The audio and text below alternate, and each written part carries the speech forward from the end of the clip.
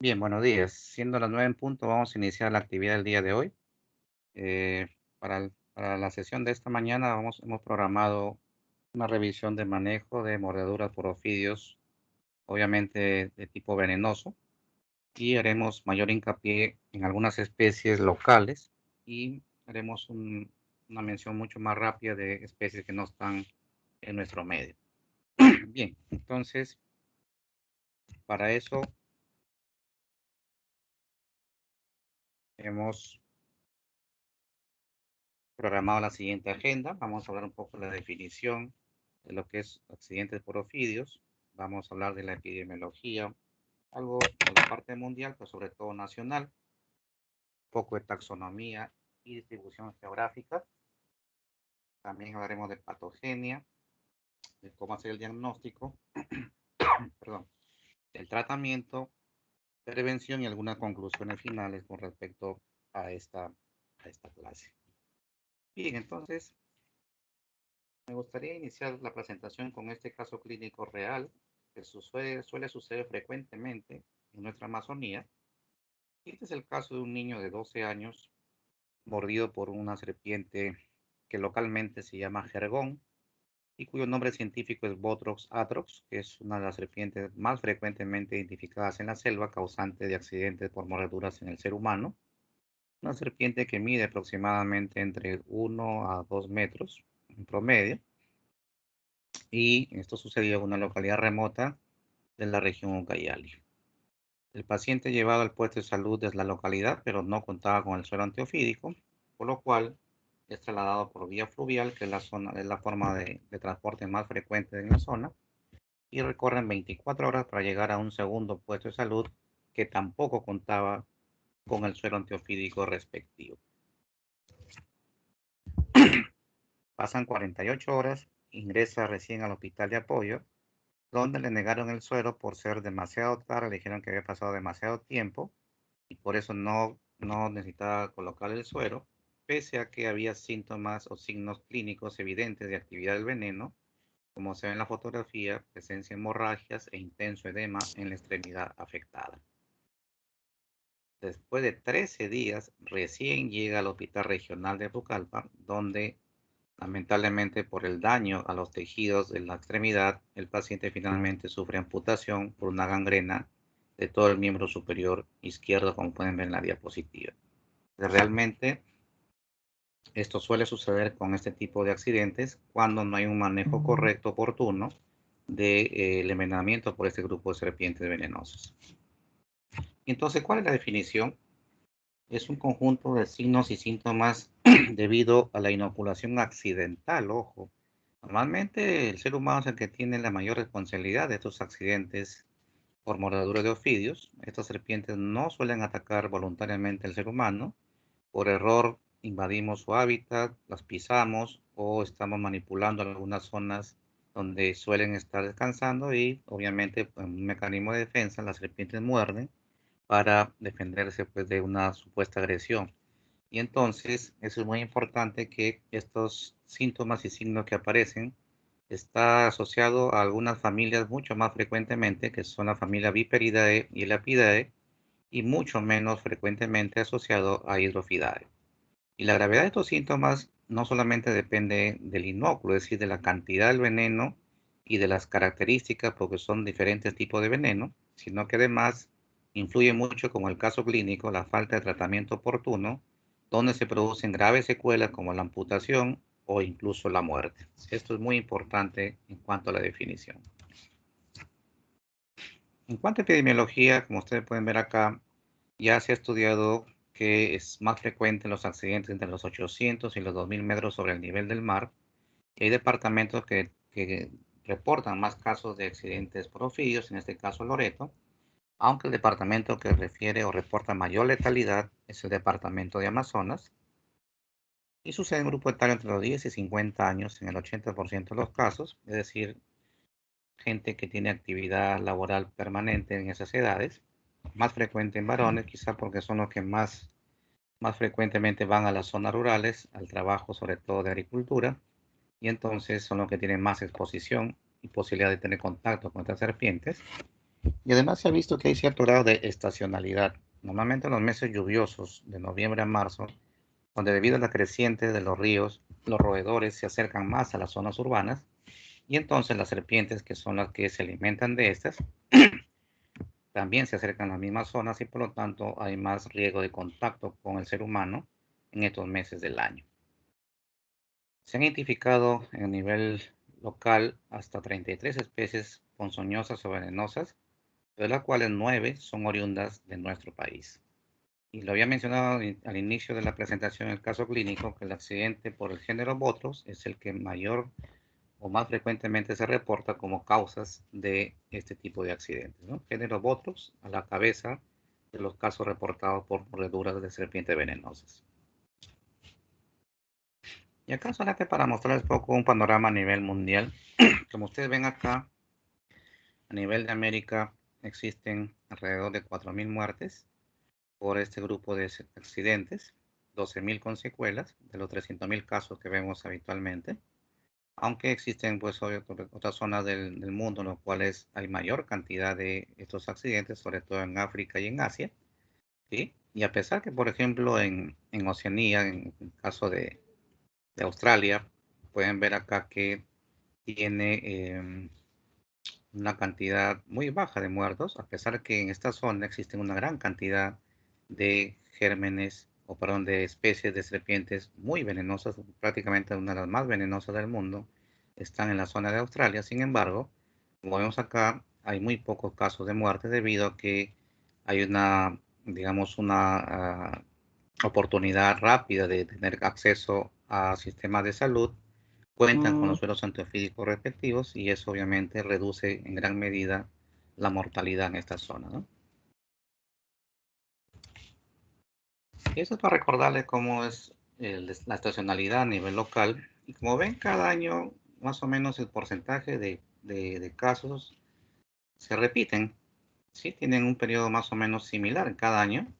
Y obviamente, como dijimos, el pico máximo de casos está entre los meses de noviembre a marzo, que justamente son los meses en los cuales hay creciente de ríos, hay más lluvias y por lo tanto más posibilidad de tener contacto con las serpientes venenosas.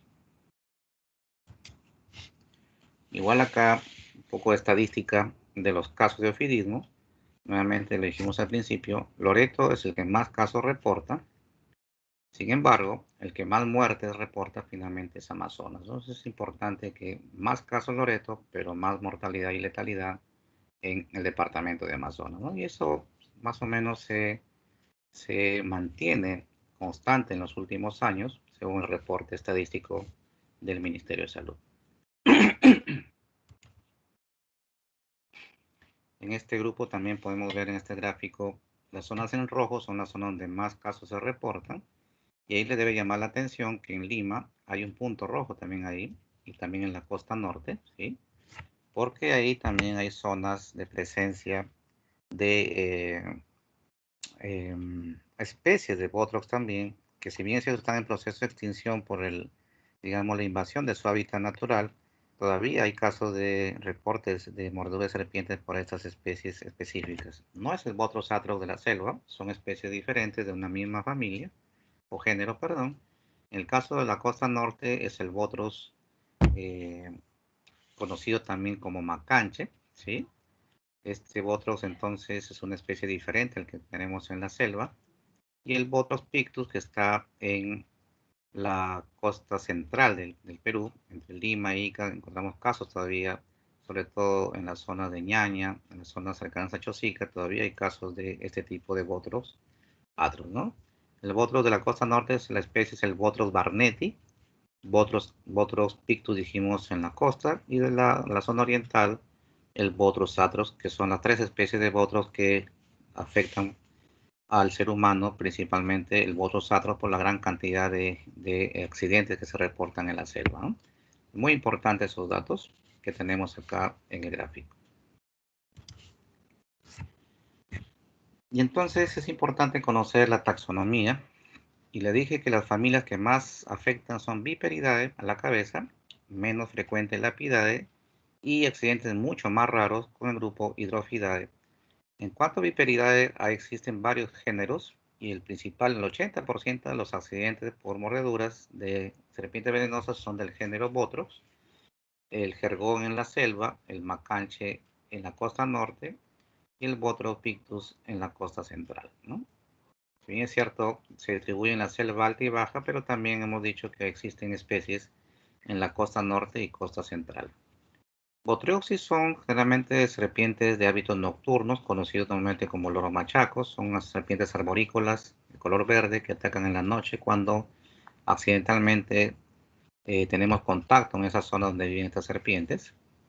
El Crotalus también tenemos importante el tema de cascabel. Yo realmente no sabía que había serpiente de cascabel en el país hasta que hice la residencia y tuvimos una visita guiada al Instituto Nacional de Salud donde está el serpentario, donde se extraen los sueros enteofídicos respectivos de suero de caballo. Y ahí nos presentaron pues la serpiente de cascabel y justo el hábitat, casi el único hábitat natural en el país es una zona de ceja de selva de Puno llamado Sandia, en los cuales está descrito casos de mordedura por serpiente de cascabel del género Crotalus.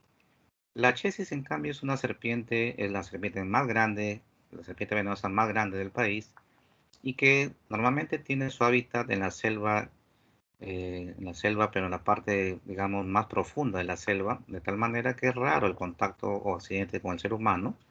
Puede ser en esos centros de pozos petroleros que trabajan en zonas de yacimiento, en esas zonas probablemente sí haya habido accidentes de este tipo, pero en la población urbana es muy raro que estas serpientes lleguen a estas zonas.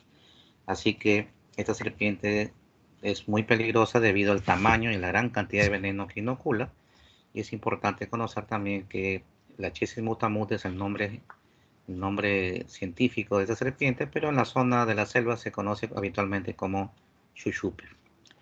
Existen también otra familia, el Lapidae, que principalmente encontramos en la selva, pero también en la costa, sobre todo costa norte, los cuales encontramos las famosas serpientes del género Microrus y Leptomicrorus, que son serpientes de colores, llamados también coralillos, ¿sí? Y que vamos a encontrar con mucha frecuencia también, como le dije, en la costa norte, pero que tienen también hábitos generalmente nocturnos, ¿sí? Cazan de noche generalmente y es muy raro el accidente con estas serpientes, puesto que los colores son muy llamativos que hacen muy fácil de identificarlos cuando lo encontramos en el medio ambiente. Pero es importante saber que son peligrosos debido a las características del veneno que detallaremos más adelante. El Hydrophidae en el grupo Pelamis también son serpientes acuáticas, sobre todo marinas, son serpientes marinas de la costa norte y que, repito, debido a que a veces accidentalmente se pescan en las redes de los pescadores de la costa norte. Sin embargo, es una serpiente muy poco agresiva. Se puede manipular, se puede volver a arrojar al mar sin mayor problema. Así que los casos de mordedura de serpientes acuáticas son muy raras, pero cuando suceden son muy graves debido a que tienen un potente efecto neurotóxico y no tenemos un antídoto específico para este grupo de serpientes en el país. Por lo tanto, eso los hace que tengamos siempre exposiciones graves por este grupo de accidentes ofídicos, pero que menos mal son extremadamente raros. Y estas son algunas diferencias anatómicas que hay que diferenciar y que a veces nos permiten o nos llevan un poco a la confusión en cuanto a identificar qué especies son venenosas y quiénes no. Y realmente en esta diapositiva ambos grupos son venenosos, a pesar de que tienen características distintas. Clásicamente uno solía pensar que solo las serpientes de cabeza triangular, de pupilas verticales y presencia de fosetas anteriores que detectan el calor, solamente estas eran venenosas y eso es falso. El grupo Lapidae, el grupo Microrus, tienen cabeza redonda, tienen pupilas redondas, no tienen fosetas generalmente, y entonces vemos acá que también son venenosas a pesar que tienen características anatómicas distintas a la familia Viperidae. Sin embargo, ambas familias, repito, son venenosas con diferentes características. Y acá podemos ver lo que les mencionaba. El grupo Viperidae, tenemos acá en la primera fotografía de arriba, tenemos el famoso Botrus atrox o jergón, con colores variados. Como ven acá, ven un color marrón, amarillento, algunos son más oscuros, marrón oscuro, incluso algunos cercanos al color negro, se pueden ver de acuerdo a la zona donde habitan. Pero como ustedes pueden ver acá, son serpientes más o menos grandes de 1,5 metros en promedio y que tienen estas características. Y acá tenemos al Crotalus, en la segunda diapositiva en el centro. Vemos que tiene el típico cascabel, típico del grupo Crotalus o serpiente de cascabel, de ahí su nombre, que como repito encontramos en la zona de Sandia en Puno. Y abajo tenemos a la Chesis mutamuta o chuchupe, que es la serpiente venenosa más grande del país. Entonces, importantes estos datos. Y en la familia Lapidae tenemos a Microrus y Lectomicrorus, respectivamente. Son serpientes, como ven ustedes, de colores, de hábitos nocturnos. Y en esas circunstancias siempre tengan cuidado de que estos colores llamativos indican su peligrosidad y por lo tanto es importante tener claro cuál es el riesgo de tener contacto con estas serpientes, ¿no? A veces nos guiamos porque esta combinación de rojo, amarillo y negro siempre son venenosas, pero como ven acá, el Lectomicrorus no tiene esos colores característicos y sin embargo también es venenoso. Por lo tanto, eso de la regla de los colores realmente a veces confunde y es mejor tener en cuenta que toda serpiente con colores llamativos considerar potencialmente peligroso y evitar el contacto cercano. Muy importante esos datos.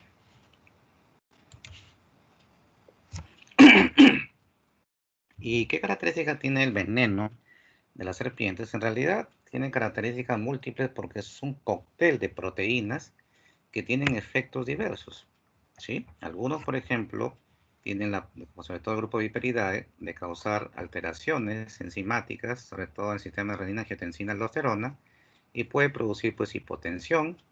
Algunos, como el Lapidae, pueden producir parálisis por un efecto anticolinesterasa, ¿sí? Algunos otros tienden a producir trastornos de tipo hematológico, con daño endotelial, con necrosis de vasos sanguíneos y producen pues obviamente destrucción de tejido vascular y sangrados.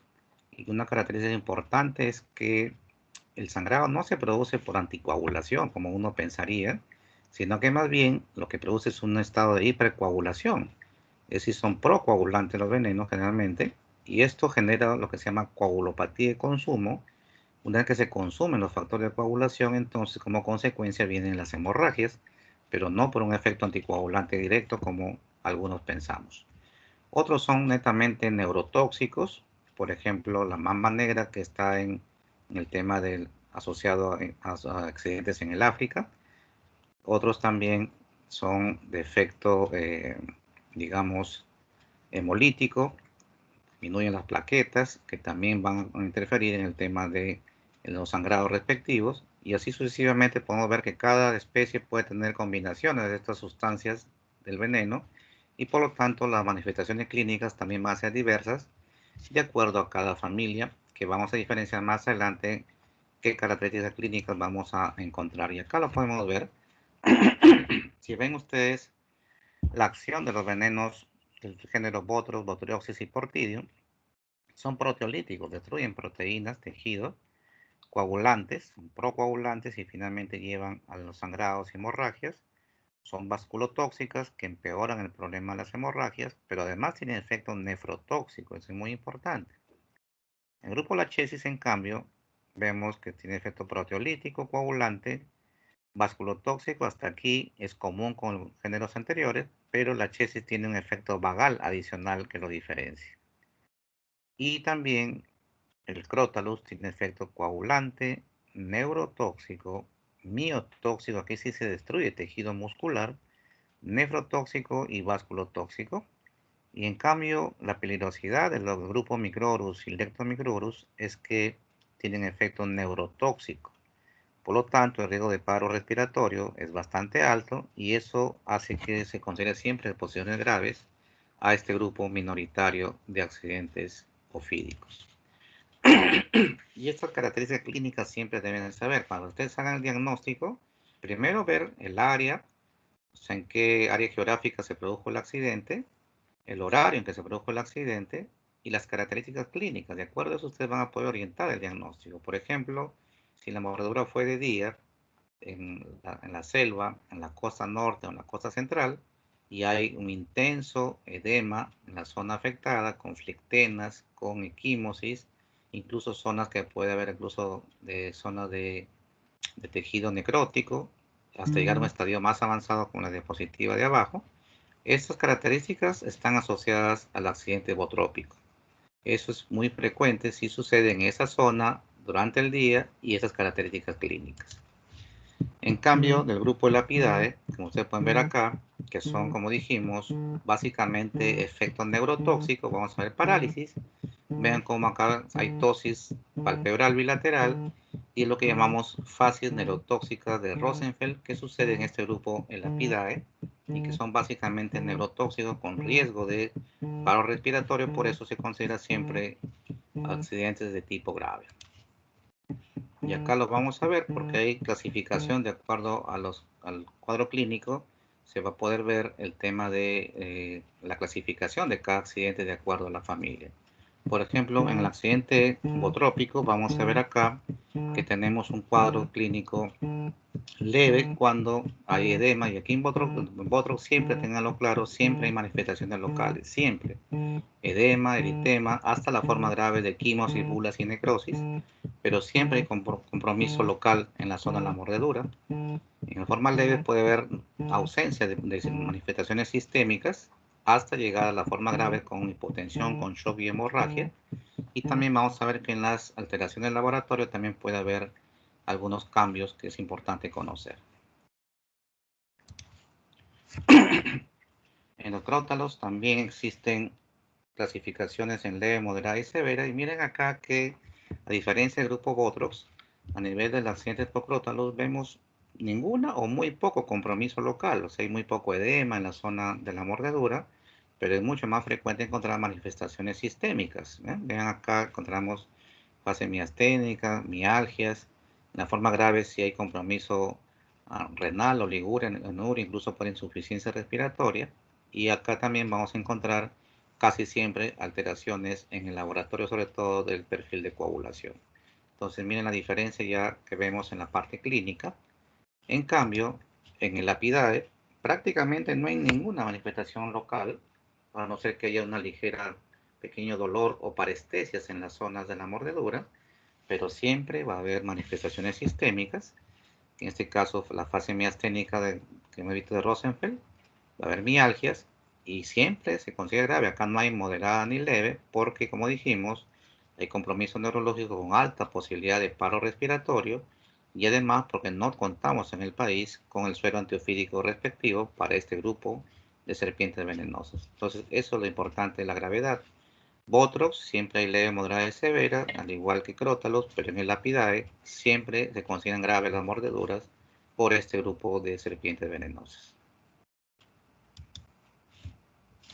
Y en el caso del grupo Botrox hay una complicación que suele ser grave, que fue lo que sucedió al paciente del caso clínico inicial que les mencioné, los cuales terminó en amputación de la extremidad y realmente la sacó barata porque con el retraso del tratamiento ese paciente muy bien pudo haber fallecido por efecto del veneno. Y ese es un caso interesante que también sucede, un caso real, una niña de 10 años sin antecedentes patológicos de importancia, es mordido por una serpiente Botrox una hora antes y presenta dos heridas punzantes y sangrantes en la cara lateral del tercio inferior de la pierna derecha. Esta paciente sí recibe el suero antiofídico polivalente, pero en su evolución la extremidad presenta dolor intenso con parestesias, hiperestesias, edema progresivo ascendente y tenso hasta el muslo e ingle derecha y pérdida de pulsos tibiales. Muy importante este dato. Y además se evidencian cambios isquémicos en el dorso del pie. Estas características clínicas en un accidente botrópico siempre hagan sospechar la posibilidad de un síndrome compartimental. ¿Y por qué es importante detectarlo a tiempo? Porque esto requiere un manejo quirúrgico, como vamos a ver más adelante. Si no se debrida, la extremidad no se descomprime, finalmente la necrosis avanza, la extremidad se pierde y además con riesgo de muerte para el paciente. Por eso lo importante de ese síndrome compartimental, detectarlo oportunamente. Entonces, como diagnóstico, casi siempre se sabe el accidente o el antecedente de la mordedura, sobre todo si es durante el día. También tener cuidado, como le dije, del grupo Botrioxis, que son arborícolas de hábitos nocturnos, en los cuales a veces lo que hacemos es, de alguna manera, salimos accidentalmente por la noche en la espesura del bosque, y entonces a veces sufrimos un accidente, una mordedura en la cabeza, en la cara, y uno piensa que fue por ahí, se tuvo un accidente con alguna espina de un arbusto y sin embargo fue la mordedura de la serpiente y a veces no hay el antecedente de la mordedura. Sin embargo, la mayoría de las situaciones que he mencionado, siempre o casi siempre hay el antecedente de la mordedura de serpientes. La ubicación geográfica también es muy importante porque, ya les dije, de acuerdo a la zona donde sucede el accidente, la hora del día, podemos tener claro cuál es la posibilidad de qué serpiente fue la agresora. Y si el paciente logró identificar las características de la serpiente, con mayor razón podemos hacer diferenciación de qué especie podría ser la agresora, ¿no? Entonces, si vemos que fue en la costa norte durante el día, una serpiente pues marrón, ¿no? De 1 metro, 1,5 metros, Botrus barnetti. Si fue unas características también similares en la selva, Botrus atrox, o de la costa central, Botrus pictus. Entonces, eso va a generar que tengamos claro cuál es el agente agresor. Si en la costa norte fue pues en la chacra durante la noche, alguien estuvo haciendo limpieza por ahí y encontró una serpiente de colores, entonces el Apidae como Micrurus es la primera posibilidad. Si fue durante la rutina de pesca marina, pensar siempre en el tema Hydrophidae, ¿sí? Entonces podemos plantear ahí alguna posibilidad diagnóstica de acuerdo a esas características. Pero también, si el paciente refiere el tamaño, podemos también sospechar la especie del paciente. Si fue, por ejemplo, en la zona de Sandia, escuchar un cascabeleo previo al accidente, entonces el tema del Crotalus también está claramente identificado. La localización de la herida y el síndrome también. Si vemos intenso edema en la zona de la mordedura, pues pensar en Botrus principalmente. Si casi no hay ninguna manifestación, solamente poco de parestesias, pensar en la posibilidad de Elapidae, ¿no? Entonces, como vemos acá, son varias características que tenemos que tener cuidado para el tema del diagnóstico. Sin embargo, existen algunas pruebas para identificar el tipo de veneno, sí hay, pero no están disponibles en todos los establecimientos de salud, ni siquiera en hospitales grandes tienen la posibilidad de hacer estos exámenes, así que clásicamente lo vamos a diferenciar por las características anteriores del antecedente de la mordedura, la ubicación, características de la especie y también las características clínicas de la herida para poder diferenciar al agente agresor, porque es muy poco probable que tengamos estas pruebas de LICE, de RIA o la utilización del látex en todos los establecimientos de salud, sobre todo en la selva, para poder identificar a la especie agresora. Y como le decía, uno puede usar estudios serológicos para identificar el veneno. Los niveles de inmunoglobulina M se detectan desde el segundo día de la mordedura hasta luego de 20 días aproximadamente. En cambio, las IgG pueden aparecer a partir del día 10 y pueden persistir hasta cerca de 3 meses detectables en el suero, ¿no? Pero son básicamente para hacer estudios serológicos, no para el diagnóstico rápido, porque tenemos que actuar rápidamente y no podemos esperar 2 días para recién tener, digamos, el tratamiento adecuado, ¿no? Otro dato interesante también es que no solamente inocula el veneno, esos productos, ese cóctel de proteínas que hacen daño al organismo, sino que al morder también inocula accidentalmente flora bacteriana propia de las serpientes. Y entonces encontramos otros gérmenes como Morganella morgani, Escherichia coli, Providencia, Streptococcus grupo B, enterobacterias, pero también anaerobios como Clostridium y bacteroides, que hacen que requiera además tratamiento antibiótico de amplio espectro para el manejo de las mordeduras por estas serpientes. Y acá podemos ver algunos exámenes que pueden alterarse de acuerdo a la especie que afecta. Por ejemplo, el grupo de Botrus, Botryosis lachesis, siempre hay cambios hematológicos. Podemos encontrar en el hemograma aninocitosis, poiquilocitosis, crenocitos, macrocitosis y aumento de recuento de glóbulos blancos. También hay cambios en el sistema de coagulación, hay disminución de algunos factores como el 5 y el 8, además disminución de fibrinógeno y protrombina, y también aumento del tiempo de coagulación y sangría. En cambio, en el grupo Crotalus, vamos a ver que el músculo esquelético tiene aumento de creatinfosfoquinasa, de cirrogenia láctica y TGO por destrucción de tejido muscular. Además, va a verse mioglobinemia y mioglobinuria como consecuencia de lo anterior en Crotalus.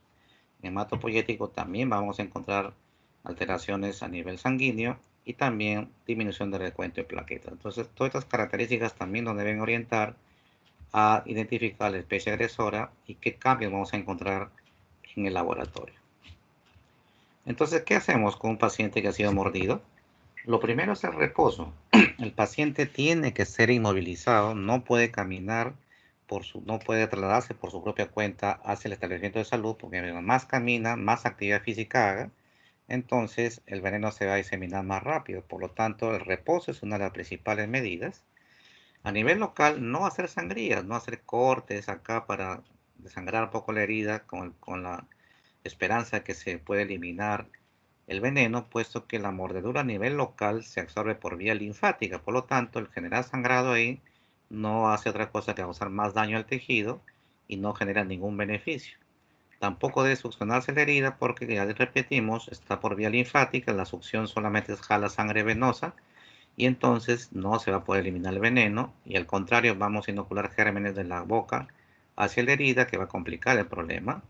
No aplicar torniquetes, sobre todo en el grupo Botrox hemos visto que hay un intenso edema y con riesgo de causar síndrome compartimental y por lo tanto los torniquetes van a empeorar la circulación y por lo tanto van a causar más daño a los tejidos, no tiene ningún beneficio.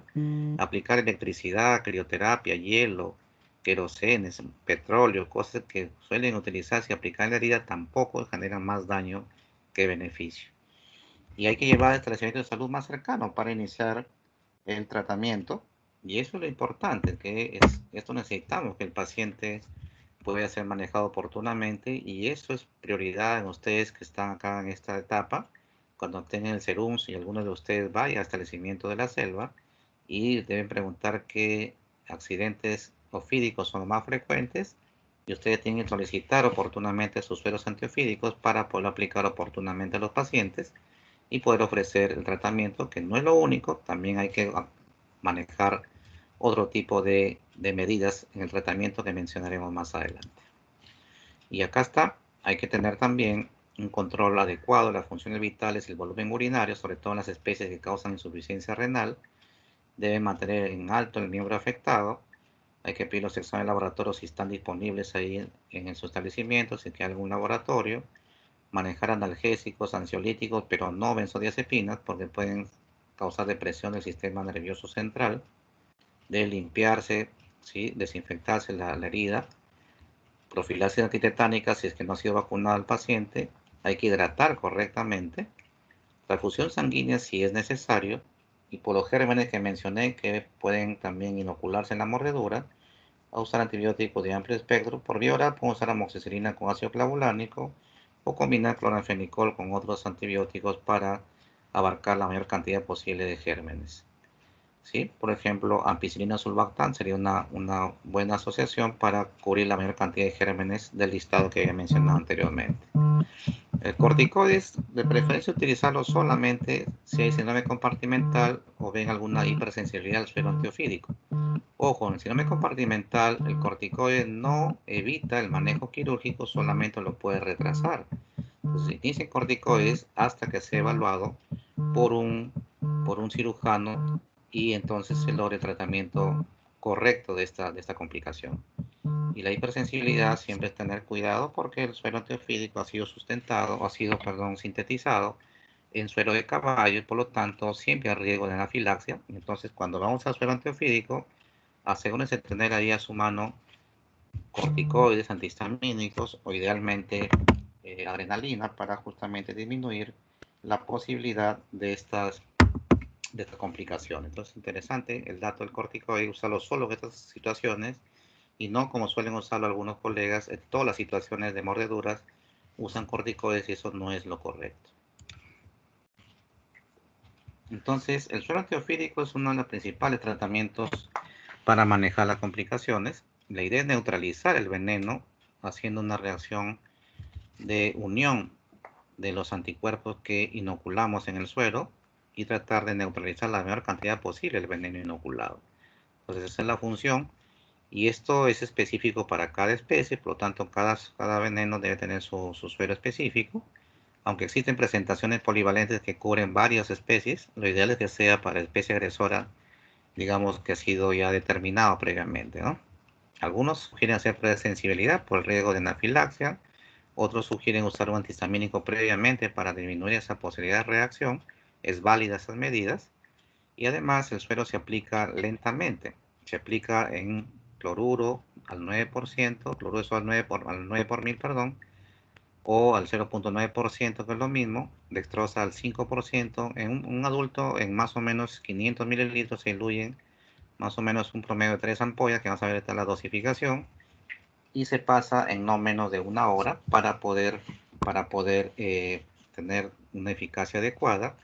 Y lo ideal es que se aplique en la primera hora de ocurrir el accidente, pero ojo, en esa primera hora ya debe haber síntomas de efecto del veneno. Si la mordedura está limpia, no hay edema, no hay síntomas locales ni sistémicos, hay que esperar la aparición de algún síntoma para iniciar el suero y no exponer innecesariamente al paciente a riesgo de anafilaxia.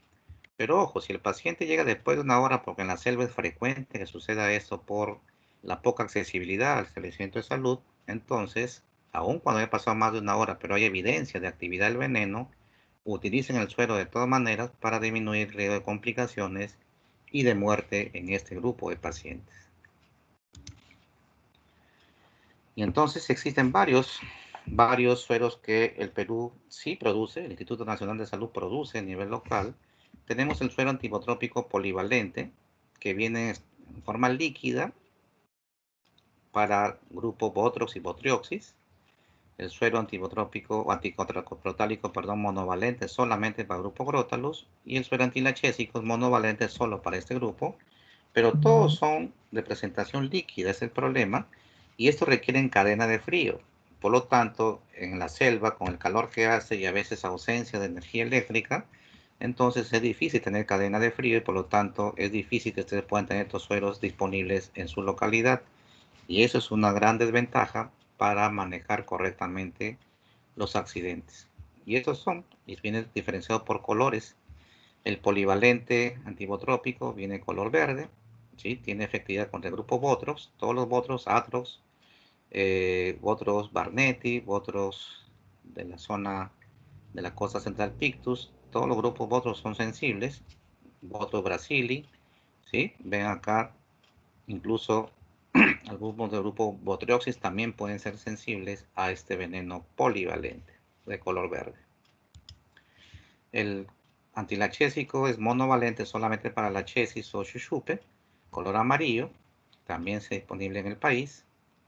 El suero anticrotálico, que ven acá de color rosado, fucsia, ven acá características de este tipo de suero, y los tres que he mencionado son líquidos, por lo tanto, insisto, necesitan cadena de frío, y eso es la desventaja de estos productos que no pueden ser llevados oportunamente a los establecimientos de salud que desean o necesitan el tratamiento. Sin embargo, esto es lo ideal.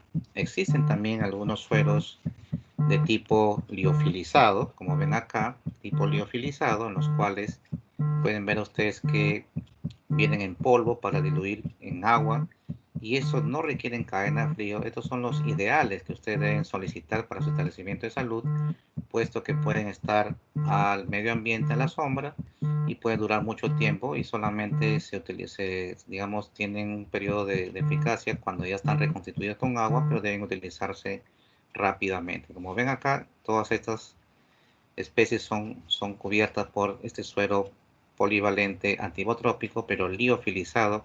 Son más costosos, por eso también el tema de que hay poca accesibilidad, pero sí están disponibles en el país, y es lo que tenemos que pedir a los establecimientos donde ustedes trabajen más adelante y detecten que hay casos de mordedura de serpientes en esa situación. Sí, acá hay un suero polivalente. Como ustedes pueden ver acá, tienen producción local, ¿sí? Tienen producción local en el Instituto Nacional de Salud, y son varios países que producen, pero básicamente para las especies locales el país sí produce, excepto para el grupo Micrurus, que es el que aún no se ha sintetizado un suero específico por lo raro de las mordeduras perdón, de los hidrofidae, de las especies marinas. Es muy raro los accidentes por esa especie, por eso aún no contamos con ese suero específico. Entonces, ¿qué dosis utilizamos? Ya le dije, de acuerdo a la severidad, en Botrox se puede usar solo 100 miligramos subcutáneo, que es equivalente a una ampolla. Pues la forma grave de presentación hay que utilizar una ampolla subcutánea y hasta 3 ampollas endovenosas para disminuir los efectos del veneno. En la chesis, 3 ampollas, y esto sí es importante utilizarlo porque la chisis inocula una gran cantidad de veneno, por lo tanto, casi siempre se necesitan como mínimo 3 ampollas en el tratamiento inicial. En Crotalus igual, la forma severa siempre 3 ampollas. En el Apidae, como son serpientes más pequeñas, normalmente utilizamos de 1 a 1,5 ampollas para el manejo de estos cuadros. Sin embargo, estas dosis que estoy mencionando, digamos, son las cantidades mínimas que necesita un paciente, porque si vemos que todavía se ve, digamos, efecto del veneno activamente, entonces estas dosis pueden aumentar de acuerdo a la respuesta. Alguna vez manejé un paciente y llegué a usar 10 ampollas en total para controlar los efectos tóxicos de este veneno cuando trabajé en la selva. Por lo tanto, estas dosis son relativas y hay que tener en cuenta que son las dosis mínimas, pero podrían aumentarse de acuerdo a la severidad del daño. Y todo lo que les decía, hay varios países que producen sueros antiofídicos. El Perú no está exento de ello. Somos productores también de algunos sueros específicos, pero son sintetizados en suero de caballo, como le dije, y por lo tanto siempre tener el riesgo de hacer algún tipo de anafilaxia. Ya lo mencionamos, cómo se utilizan adultos en 500 mililitros, en niños de preferencia de 100 a 200 mililitros. Se diluyen de 1 a 3 ampollas dependiendo de la severidad, como habíamos visto anteriormente. Algunos sugieren utilizar antihistamínicos previamente, otros pueden hacer una prueba de sensibilidad previamente. Se puede utilizar son válidas esas medidas, pero siempre se dice que el goteo es lento y se puede ir aumentando progresivamente de acuerdo a cómo va respondiendo el paciente, pero nunca se pone menos de 1 hora de infusión.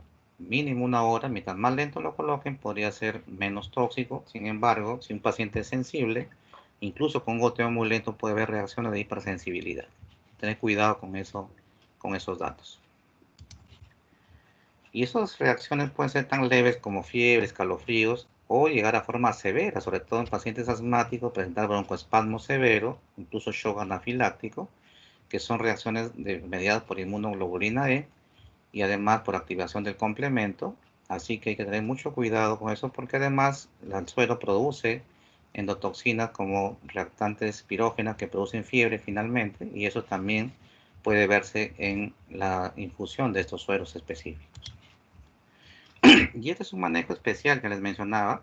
Cuando ustedes detecten síndrome compartimental, inicien corticoides inmediatamente, pero tiene que ser derivado al establecimiento de cuente con cirujano general o con traumatólogo, porque si se confirma el síndrome compartimental, que haya edema intenso, dolor, necrosis, vean disminución o ausencia de pulsos radiales, inmediatamente el diagnóstico debe ser hecho y inmediatamente, como ven acá en forma cronológica, el paciente debe tener una debridación amplia para descomprimir los tejidos, ¿sí? Tiene un sistema de succión constante acá para disminuir el edema, y finalmente, cuando la infección está controlada, se empieza a sellar las suturas progresivas, los injertos respectivos, y se logra salvar la extremidad. Queda con muchas cicatrices, pero finalmente pueden salvar la extremidad con mínimas secuelas. Si no se hace esto, es casi seguro que se pierde la extremidad y por lo tanto las secuelas permanentes de la extremidad se pueden ver en estos pacientes. Entonces es muy importante que síndrome compartimental diagnosticado es sinónimo de evaluación por traumatología o cirugía general o el que corresponda a hacer el procedimiento.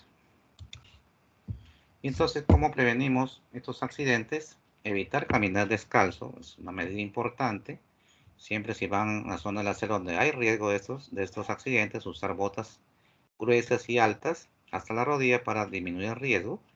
Extremar las medidas de precaución cuando uno ingresa a zonas oscuras, caminar de noche con o con mucha vegetación, porque hay serpientes arborícolas de hábitos nocturnos. Evitar eso, no introducir las manos en árboles huecos, orificios de maleza, hendiduras, remover piedras que son frecuentes la presencia de serpientes en estas zonas, evitar eso. En la selva se construyen las casas sobre altillos porque evitan el contacto de estas serpientes que son rastreras. No deambular por áreas de riesgo durante la noche porque ya hemos mencionado la presencia de serpientes de hábitos completamente nocturnos. ¿Sí? Entonces, ¿qué conclusiones tenemos? Que si nosotros tratamos oportunamente un accidente ofídico, es básico el tratamiento oportuno porque va a evitar la muerte y disminuir la severidad de las secuelas, que es lo que queremos evitar principalmente. Además, es importante educar a la población de no utilizar medidas que no son necesarias, como la sangría, como la succión, porque es importante. Recuerden que hay algunas formas leves de presentación Y entonces estas, por la, digamos, la poca peligrosidad del accidente, puede ser que el compromiso, digamos, local o sistémico sea leve y se autorregule este problema y no requiere tratamiento. Entonces, mucha gente en la población usa hierbas, algunas especies, y tratan de decir que por el uso de estas hierbas el accidente no se complicó y se salvó, y no es así. Realmente un gran porcentaje de estas mordeduras que son leves se manejan con tratamientos tópicos locales y no hay más necesidad del suero, y por lo tanto no siempre se van a mejorar con o sin la intervención del ser humano. Es muy importante esa diferencia. Hay serpientes que, siendo venenosas, con un motivo de defensa, muerden, pero no inoculan veneno, porque obviamente el veneno lo reservan para la caza de sus presas de la cual se alimentan. Esas mordeduras se llaman mordeduras secas, entonces también tener cuidado en que si una especie venenosa muerde, hay que esperar que haya síntomas y signos de la enfermedad, de la intoxicación por el veneno, para recién iniciar el suero antiofídico, porque podría tratarse de una mordedura seca que no requiere ese tipo de intervenciones. Además, el suero antiofídico tiene que tener disponible en su establecimiento de salud, idealmente en la primera hora. Sin embargo, si ya pasó un tiempo mayor de eso, igual se debe inocular para disminuir el efecto de las complicaciones de este suero. Ya lo dijimos y lo vuelvo a recalcar, síndrome compartimental siempre es indicativo de manejo quirúrgico y no solamente es el manejo con los corticoides, vuelvo a insistir, siempre requiere manejo quirúrgico cuando se presenta este síndrome. Y ya le dije también que tienen que asegurarse de tener acceso a los sueros antiofídicos específicos, idealmente los liofilizados, que pueden guardarlo por largo tiempo en su establecimiento sin cadena de frío, para poder usar oportunamente cuando sean necesarios. Bien, entonces, si tienen alguna pregunta, por favor, podemos iniciar la ronda de preguntas.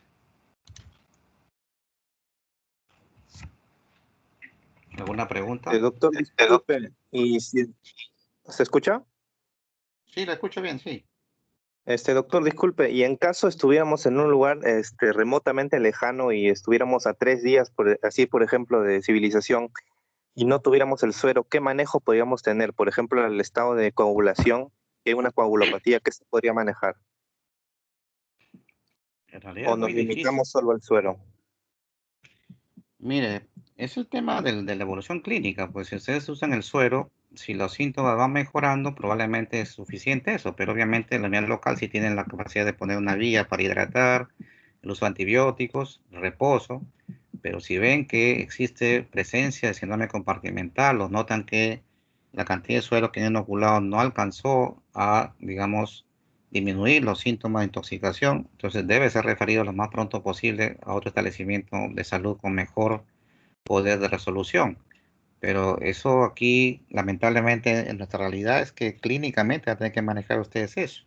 Las funciones vitales, la diuresis, ¿sí? Los síntomas clínicos de cómo evoluciona el tema de la mordedura. Si ven que está empeorando los síntomas y ya no pueden hacer más, tiene que ser referido lo antes posible. Esa es la idea de la intervención. ¿Alguna otra pregunta?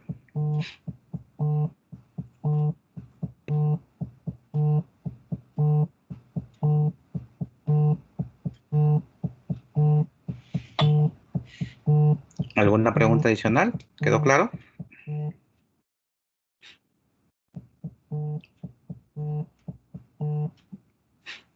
Creo que quedó entonces, claro, doctor. perfecto.